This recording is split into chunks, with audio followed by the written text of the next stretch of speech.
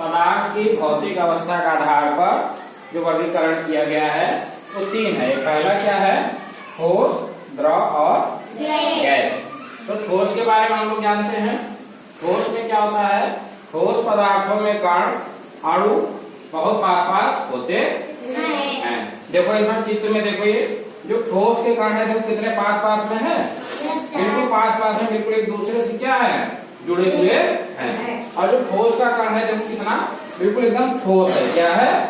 जैसे कांच की गोली देखा आप लोगों ने, कितना ठोस होता है, समझ गए?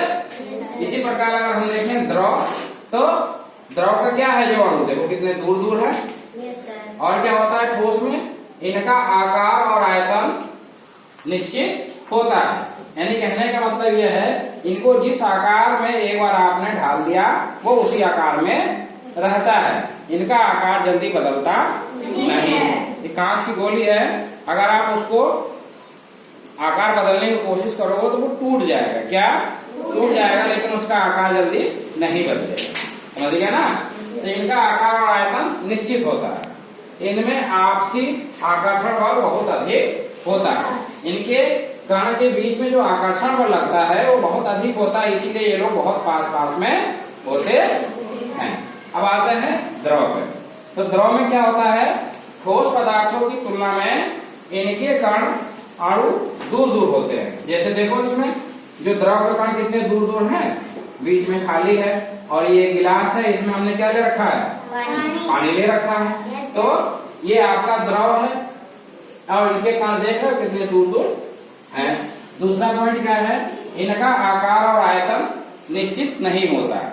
कहने का मतलब यह है, अगर कोई भी पानी, दूध, जो भी द्रव पदार्थ है उसको आप जिस बर्तन में डालेंगे वो उसी का रूप ले लेता है। गिलास में डालेंगे तो गिलास में आ जाएगा, भगोने में डालेंगे भगोने में आ जाएगा, मग में डालेंगे तो मग में आ जाएगा।